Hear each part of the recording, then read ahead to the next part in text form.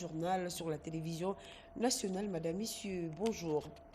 Le bureau de l'Assemblée nationale a été saisi des pétitions rédigées contre les quelques membres du bureau par les députés provinciaux. Le premier vice-président Isaac Tshilombaye a convoqué ce mercredi une séance plénière, ce mercredi 17 septembre 2025 pour la mise en place de la commission spéciale chargée d'examiner ces pétitions. Suivez.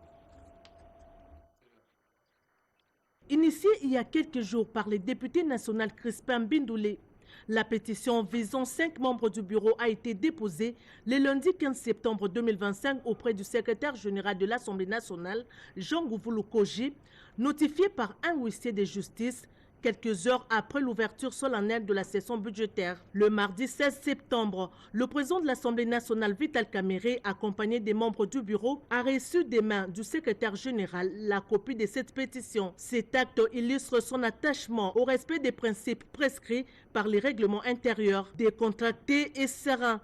Le président Vital Kamerhe a salué cette initiative démocratique, droit reconnu aux élus nationaux. La pétition, est reconnue dans notre règlement intérieur. On ne remet pas ça dans les couloirs. Hier, nous nous excusons encore une fois de plus. Quand on parle des excuses, déjà, c'est la faiblesse. Auprès de nos amis pétitionnaires qui sont venus quand nous sommes partis. Nous étions là toute la journée, ils sont venus après 15 heures. Et vous avez bien fait de laisser ça. Nous avons fait un communiqué ce matin par la cellule de communication pour qu'ils même répondent et le déposer. Mais nous sommes dit, puisque ça se trouve chez vous, avant que je ne parte, je vous dis que de façon prendre à témoin l'opinion nationale et internationale et ensemble les membres du bureau pour réceptionner officiellement, pour faire aucune obstruction à une démarche qui est légale.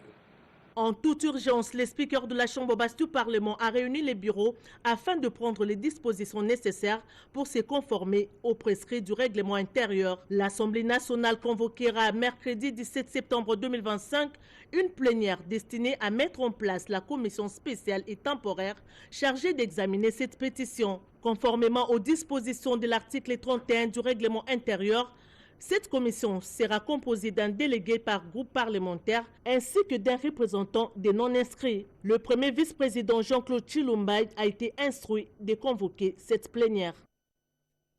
Vous le savez, l'ouverture de la session parlementaire de septembre 2025 est marquée par de fortes tensions politiques.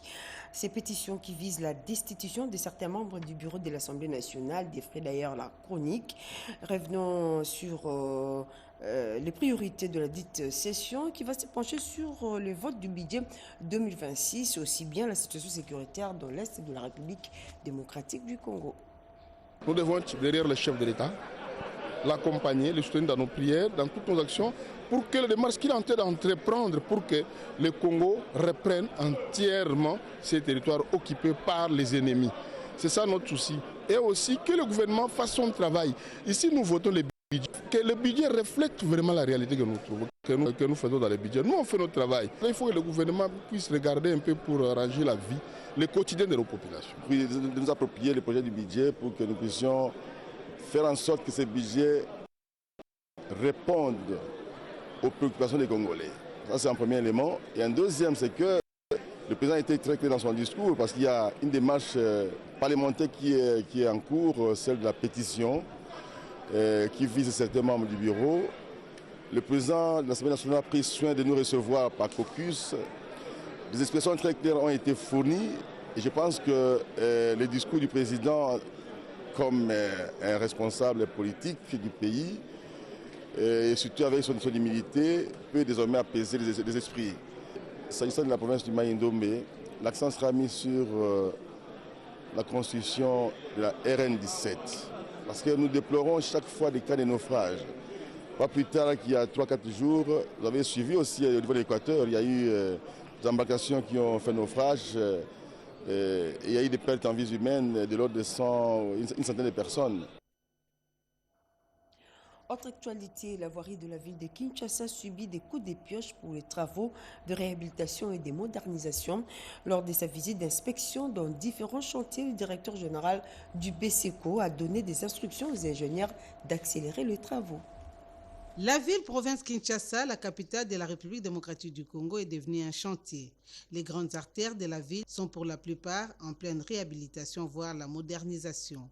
Avec l'appui financier du Bureau central de coordination BCECO, piloté par Jean Mabi, les travaux de voirie sont axés sur la construction des chaussées, des trottoirs, les placements des bus et des collecteurs, ainsi que l'assainissement des caniveaux. Pour le contrôle du respect de la qualité et du chronogramme des différents travaux exécutés dans différents chantiers financés par les BCECO, le DG de cette structure technique du ministère des Finances, Jean Mabi, a effectué une visite d'inspection dans ces différents chantiers, question de voir l'état d'avancement des travaux.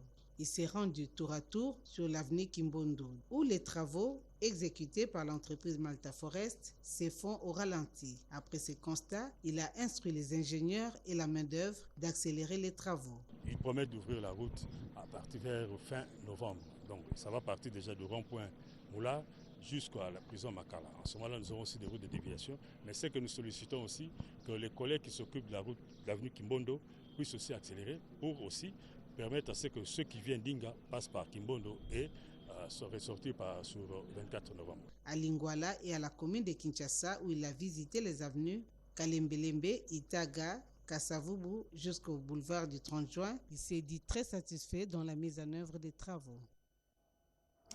La République démocratique du Congo et la Chine sont déterminés à intensifier leur coopération dans différents domaines. La Chine vient de réaffirmer son engagement à appuyer la RDC dans la formation des policiers. Suivez.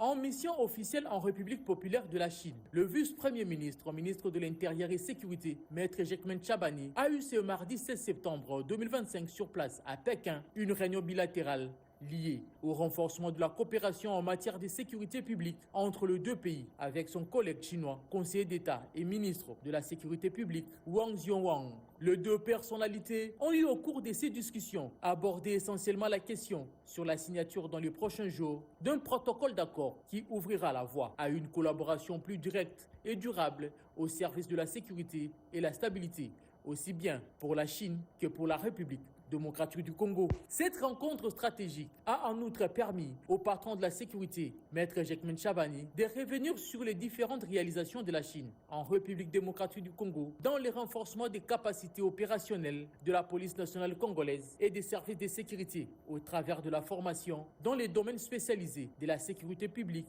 de plusieurs policiers congolais. Il s'est dénoté que cette coopération sécuritaire importante s'inscrit aussi dans la mise en œuvre de la loi de programmation sur la réforme de la police nationale congolaise. Le vice-premier ministre, ministre de la Défense nationale, a déployé quelques activités. En voici les contenus dans ce reportage signé Sandra Nyangui. Cette rencontre s'est tenue en présence du chef d'état-major général des FARDC, le général Jules Banzamouy Lamboué. À cette occasion, l'ambassadeur turc a salué la reconduction du vice-premier ministre, ministre de la Défense nationale, Maître Guy Kabombo Modianvita, à la tête de ce ministère stratégique et a exprimé la satisfaction de son gouvernement quant au début effectif de la mise en œuvre des accords de coopération militaire signés entre les deux pays. Parmi les sujets abordés figure l'accréditation imminente d'un attaché de défense turc en RDC, signe d'un partenariat militaire qui se consolide. Maître Guy Kabombo Modianvita a souligné que cette présence diplomatique renforcée sur le sol congolais marquera un tournant dans la coopération sécuritaire entre Kinshasa et Ankara. La journée a également été marquée par des échanges approfondis avec les représentants de l'industrie de défense turque et les dirigeants d'Afridex, toujours en présence de l'ambassadeur Murat Ulkou. Enthousiaste, le vice-premier ministre de la Défense nationale a réaffirmé la vision du commandant suprême des FARDC, le président de la République, Félix Antoine Tshisekedi, industrie de défense autonome inspirée du modèle turc. Il convient de rappeler que Maître Guy Kabombo Modianvita avait pris part en juillet dernier au 17e Salon international de l'industrie de défense en Turquie, où il avait déjà échangé avec son homologue turc Yassar Gouler, marquant ainsi une étape clé vers une coopération stratégique durable.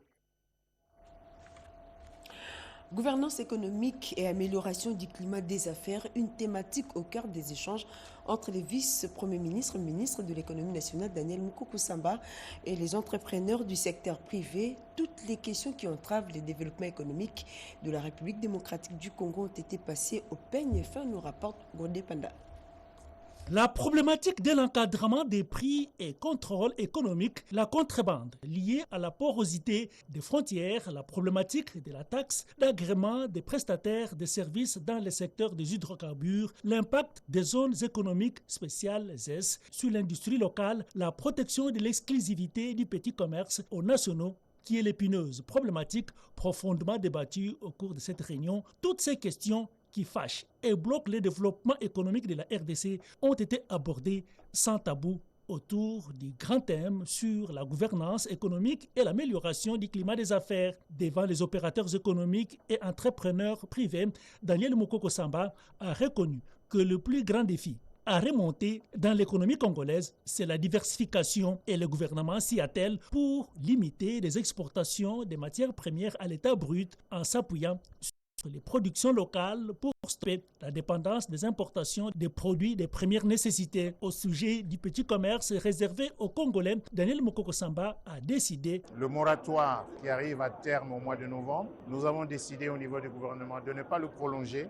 c'est-à-dire d'être un peu plus strict quant à l'exercice du petit commerce qui doit être réservé aux Congolais. Et il a confirmé l'élaboration d'une nouvelle loi qui viendra résoudre complètement cette question. Au nom des associations patronales de la RDC, la FEC, représentée par l'administrateur Thierry Ngoy, a salué l'initiative du ministre de l'économie nationale, étant donné que le dialogue permanent va renforcer le lien de collaboration. Le patron de l'économie nationale promet de faire intervenir d'autres membres du gouvernement pour que cet état d'esprit favorise l'amélioration du climat des affaires en RDC. Le vice-premier ministre, ministre du budget Adolphe Muzito s'est entretenu avec les représentants de l'UNICEF. Suivez.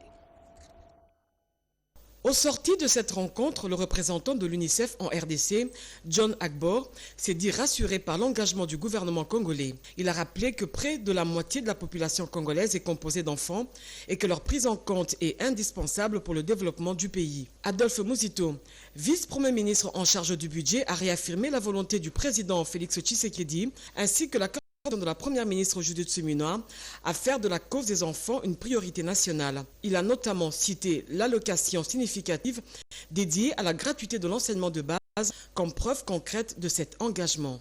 On a échangé sur le processus de budgétisation et comment s'assurer que l'enfant est mis au centre de la budgétisation en RDC. Environ à peu près la moitié des personnes qui vivent en RDC sont des enfants. Donc si on ne budgétise pas en tenant compte de cette population, on aura des difficultés dans le développement de la RDC. Le VPM a été très réceptif et il nous a encouragés à continuer dans cette dynamique, dans le travail qu'on fait. La bonne collaboration qu'on a entre l'UNICEF et en général le système des Nations Unies et son département ministériel. Les échanges ont aussi permis de renforcer la collaboration entre l'UNICEF et le gouvernement congolais, notamment dans le processus de budgétisation déjà entamé au niveau du Parlement. L'UNICEF, de son côté, promet de poursuivre son accompagnement technique afin d'assurer que le budget 2026 soit véritablement favorable aux enfants congolais.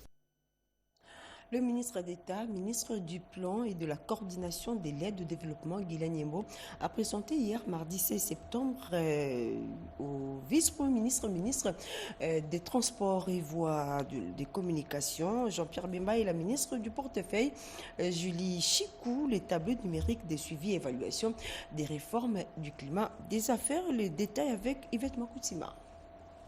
Une campagne qui s'intensifie et offre à l'opinion un aperçu global des réformes sectorielles au sein de l'exécutif national. Dans le cadre de la campagne de présentation et de suivi du tableau numérique de suivi et évaluation des réformes sur le climat des affaires en RDC, le ministre d'État, ministre du Plan et de la Coordination de l'aide au développement, Guilain Nyembo a poursuivi sa tournée auprès des ministres réformateurs. Avec le vice-premier ministre et ministre des Transports et Voies de Communication, Jean-Pierre Bemba Gombo, il a été question d'assurer le suivi opérationnel au sein du département, d'évaluer l'état d'avancement des réformes assignées et de réaffirmer la volonté du gouvernement de lancer un signal fort pour garantir les investissements. Auprès de la ministre et du portefeuille Julie Chikou, les échanges ont porté sur la présentation de cet outil en lien avec les assignations spécifiques de son ministère. L'idée de cette tournée qui est très importante pour nous parce que, encore une fois, le pays, en termes des besoins de financement des investissements,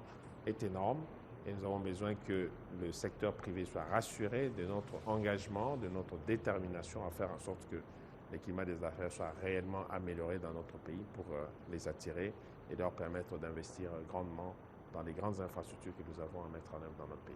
Ceci est un bel exemple de l'engagement du gouvernement à mettre en œuvre des réformes structurelles visant à rendre l'environnement des affaires plus attractif, plus transparent et davantage propice à l'investissement. L'entreprise Chemaf est dans les tourments. Alors le ministre des Mines estime qu'il faut à tout prix sauver cette entreprise minière. Sans entendre Louis Ouatoum, on a discuté avec les bancs syndicales de cette entreprise, nous rapporte Cédric Nina. La société minière Chemaf traverse une période délicate, secouée par des tensions sociales et des inquiétudes grandissantes autour de la pérennité de ses activités. Que la délégation syndicale a été reçue par le ministre des Mines, Louis Ouatoum Kabamba. Chemaf a été mise en vente depuis plus d'une année à cause des difficultés financières. Le blocage administratif fait en sorte aujourd'hui que les travailleurs se retrouvent dans une forme d'insécurité. Alors nous sommes venus alerter le ministre des Mines pour lui dire, c'est vrai, il y a l'aspect administratif, mais que l'autorité voie aussi l'aspect social qui en découlerait si le processus continuait à prendre trop longtemps. Face aux revendications exprimées, le ministre a tenu à rassurer les uns les autres. Il a réaffirmé l'engagement du gouvernement de la République à accompagner cette entreprise minière et ses employés tout en appelant à la responsabilité collective pour préserver la paix sociale.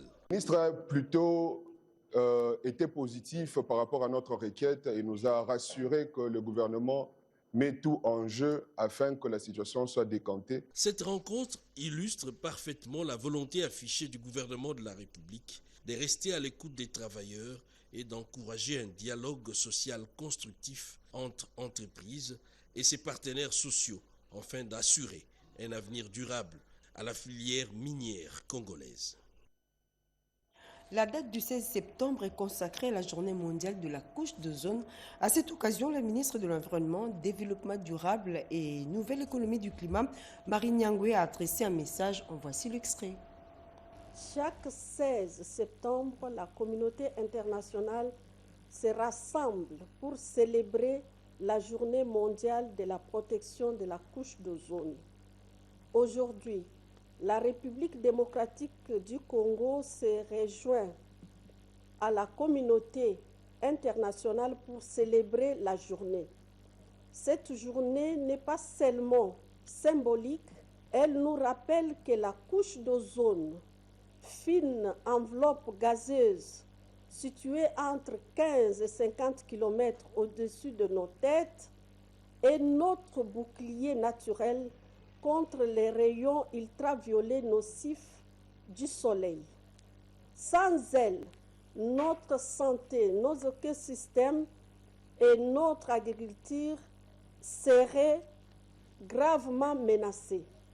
La République démocratique du Congo, notre pays, fidèle à son engagement en faveur de la planète, a adhéré dès 1984 au protocole de Montréal et à ses amendements. Ce traité historique vise à éliminer progressivement les substances qui appauvrissent la couche d'ozone et à lutter contre le réchauffement climatique. Chers compatriotes, les thèmes retenus pour 2025 de la science à l'action globale nous rappellent que seule une action collective éclairée par la science peut relever les défis planétaire. Les inspecteurs du travail menacent d'aller en grève. Des négociations amorcées par le ministre de l'Emploi, Travail et Prévoyance sociale pour désamorcer les crises ont connu une issue favorable. Il a promis à atteler aux revendications des grévistes afin de maintenir un climat apaisé. Willy Atunakov.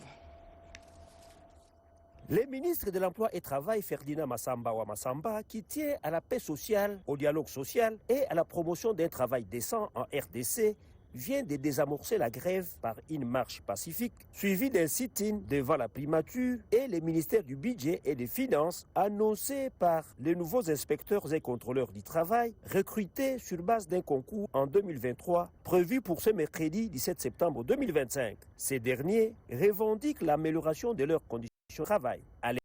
Par cette démarche qualifiée illégale et d'antipatrie en cette période cruciale que traverse la RDC, le ministre de tutelle a reçu une délégation de ses frondeurs ce mardi 16 septembre 2025 à son cabinet en présence des responsables de son administration publique et de quelques membres de son franc et sincère.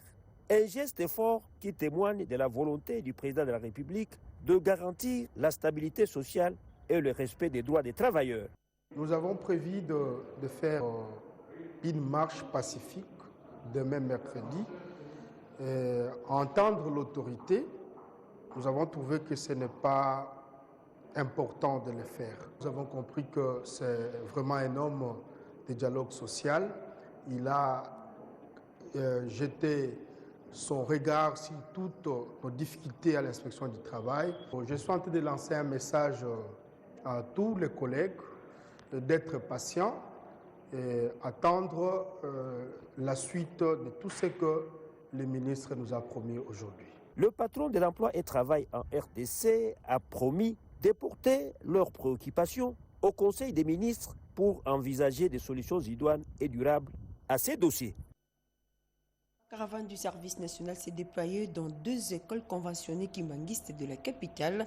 L'atelier des menuiseries du service national a remis un important lot des bancs pupitres. Cédric Nina pour le reportage. Les sons de la fanfare kimbanguiste qui annonce habituellement les grands événements apportent toute sa solennité à cette cérémonie. Les centres d'accueil kimbanguiste reçoit des bancs pupitres du service national et ouvre ses portes au savoir des bâtisseurs. Même exercice au grand complexe kimbanguiste des Kimbanseke 3. 500 bancs pupitres pour les élèves. Il ne manquait plus que ça pour lancer enfin l'année scolaire. Le lieutenant-général Jean-Pierre Kassongo-Kabouik, commandant du service national, a plaidé en faveur de jeunes marginalisés qui, en soi, peuvent, grâce au service national, subir une transformation radicale suivant les modèles d'un bon citoyen. La transformation de ces jeunes est un exemple, une preuve que, quel qu'il soit, un jeune peut changer et être utile à la société. Je veux vous dire que vous avez la charge de transformer les enfants, de les aider à accomplir leurs rêves et à travers eux, le Congo pourra construire son avenir. Retour au centre d'accueil kimbanguiste, où l'Institut Charles Kisolo-Kele a bénéficié des mêmes supports. Pas une école sans banc n'est pas un vain slogan, mais une vérité immuable des actions du chef de l'État pour l'éducation qui transforme l'acteur hier délinquant et l'environnement d'apprentissage. Quelques étudiants congolais vont devoir poursuivre leur cursus au royaume chérifien. Après une sélection rigoureuse, ces derniers ont bénéficié des bourses d'études pour le Maroc. Une cérémonie qu'a présidée la ministre de l'Enseignement supérieur et universitaire. Ils sont au total 100 bacheliers retenus après le dépôt de leur candidature pour recevoir la bourse du Royaume du Maroc pour l'année 2025-2026. C'est au cours d'une cérémonie organisée par la ministre de l'Enseignement supérieur et universitaire dans l'enceinte de la Haute École du commerce de Kinshasa que ces boursiers ont officiellement récupéré leur lettre d'admission. Occasion pour M. Makindu, représentant de la ministre Marie-Thérèse Sombo, d'appeler ces jeunes Congolais à plus des responsabilités pour l'avenir de la RDC. Ce partenariat fécond entre la République démocratique du Congo et le Royaume du Maroc, matérialisé par l'octroi annuel des bourses d'études au bénéfice de nos étudiants. C'est chaque année que le gouvernement du Maroc octroie des bourses d'études dans le cadre de la coopération bilatérale. Le Maroc, depuis des années, consacré un grand temps de la coopération à l'éducation, à la formation des étudiants de partout dans notre cher continent africain.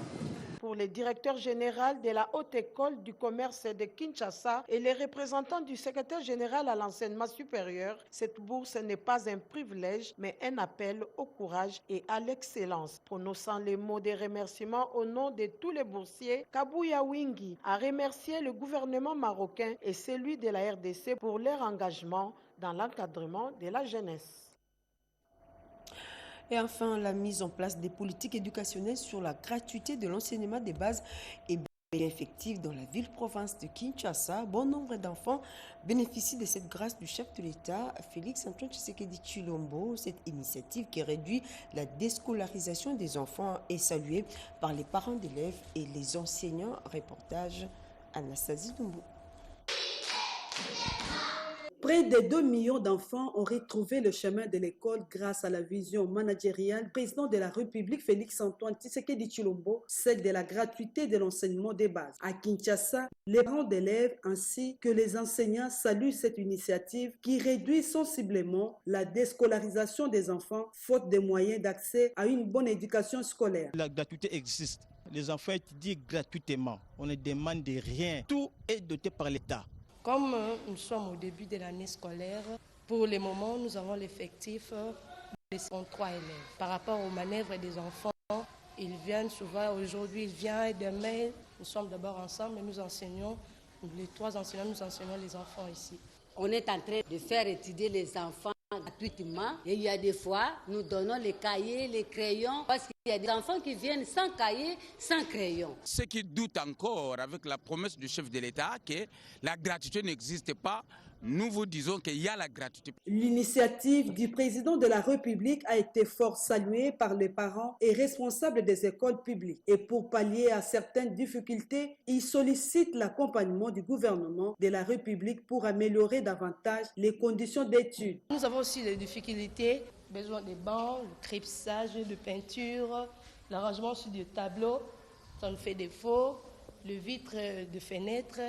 C'est un peu cassé, nous avons besoin de renouvellement. Par rapport à ça, nous aurons l'attirance auprès des enfants ou des parents. Ici chez nous, nous avons beaucoup d'enfants, mais nous manquons des bancs. C'est depuis 2019 que la gratuité de l'enseignement des bases avait institué par le chef de l'État, Félix-Antoine Tshisekedi Tshilombo. Ainsi, l'État a pris l'option de prendre en charge les coûts de fonctionnement et les salaires des enseignants, avec l'appui des partenaires techniques et financiers. A communiqué les presses avant de boucler complètement cette édition des 7 heures. Le conseil d'administration de la Société nationale d'électricité porte à la connaissance de l'ensemble de ses collaborateurs, partenaires et de l'opinion publique que les allégations relatives à une procédure volontaire des privatisations de la société sont dénuées de tout fondement. Aucune décision ni initiative visant à envisager la cession partielle ou totale du capital de la SNEL n'a été ni prise ni instruite par l'État, actionnaire unique, et par le conseil d'administration. Toute affirmation contraire serait le fruit d'une volonté manifeste de s'opposer à la réalisation des objectifs stratégiques de l'entreprise. S'agissant des réflexions sur les dégroupages des activités de la société en filière, les conseils d'administration décident d'y mettre un terme. Dans le même esprit d'ouverture qui a prévalu jusqu'à présent, les représentants des travailleurs seront impliqués dans toute réflexion stratégique. Fidèle à sa mission, le conseil d'administration réaffirme sa disponibilité et son engagement à œuvrer pour une société nationale d'électricité performante, dynamique et ambitieuse. Ces communiqués portent les signatures des membres du conseil d'administration de la SNEL SA. Voilà, mesdames et messieurs, c'en est fini avec cette session d'information. Merci à toute l'équipe technique. Merci à vous également d'avoir suivi ce journal. À 13h, prenez rendez-vous avec Eurydice Kitutu. Au revoir.